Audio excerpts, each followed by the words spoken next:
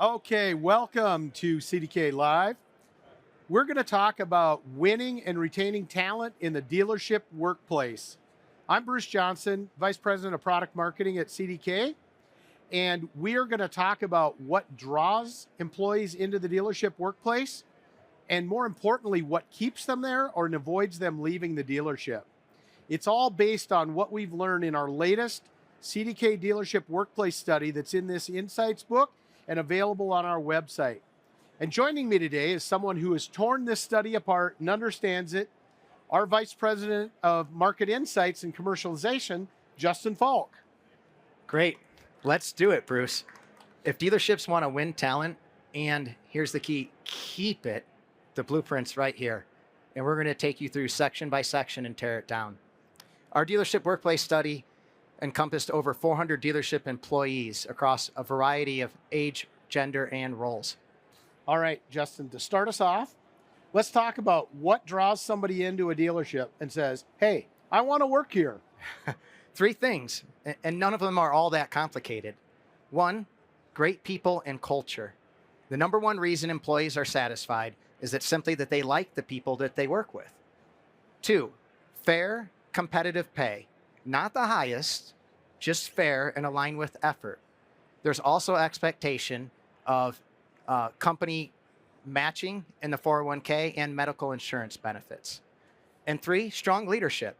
Effective leadership actually jumped into the top 5 for the first time ever compared to year over year. And employees are more satisfied the more that they feel their leaders are responsive to them and that the dealership is headed in the right direction.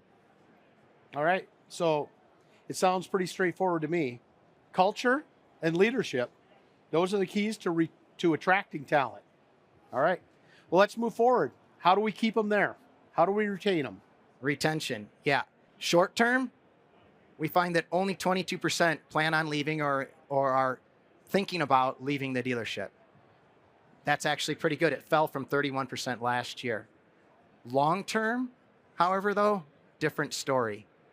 49% said that they were likely not going to be there in 5 years. So nearly half.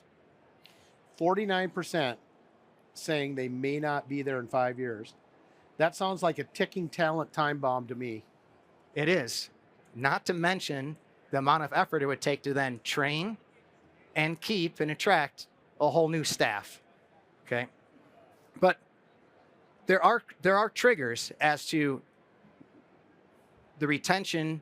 There are triggers as to what keeps people there in terms of retention and what they want more of. Okay. First, they want a more flexible work-life balance, more flexible scheduling.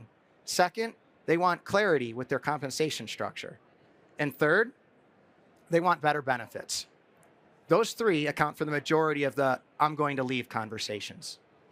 Okay, so it sounds like there's things that you can't control in the dealership, but there are stressors that you can control, and you need to focus on those. Makes a lot of sense to me.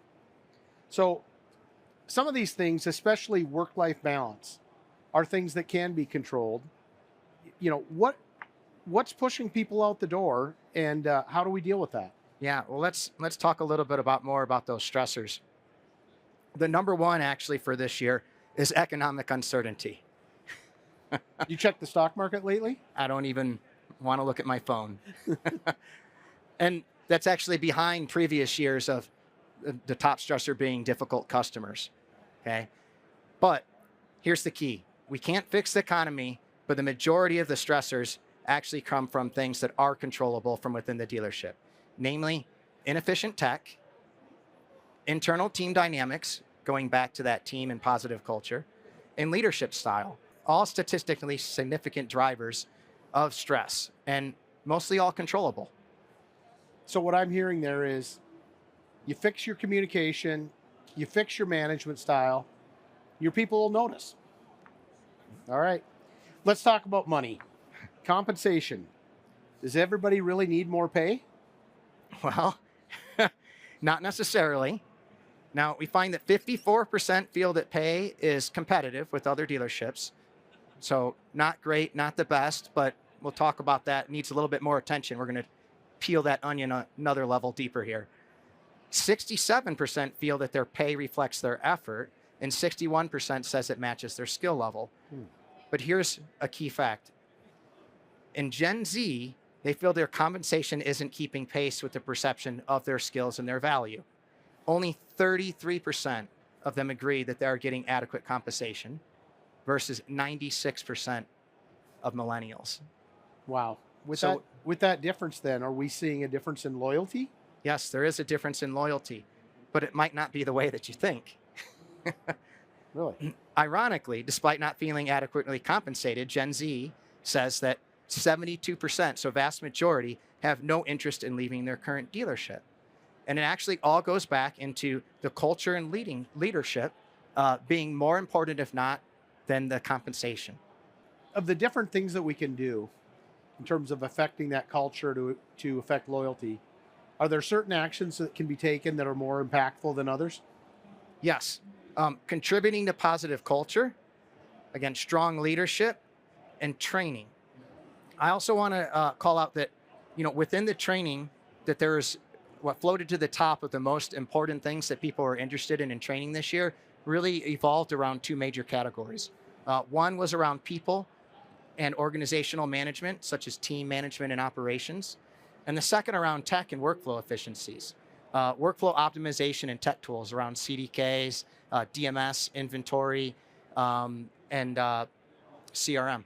Makes sense.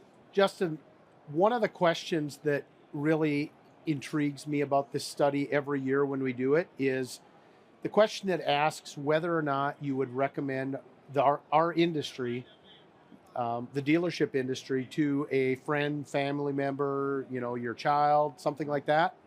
And I got to be honest, this one kind of floored me. You want to talk a little bit about that? Yeah, it actually came out to be just 26% would recommend the industry. But good news, Gen Z, who came out on top as the most enthusiastic group, was 35%. So the future's willing if we do the right things to attract them and keep them there. Yes. And in fact, 91% of employees that are actually looking to stay in the industry are really extremely motivated to succeed in their position, which really only further emphasizes the reasons that you need to invest in training and upskilling those people.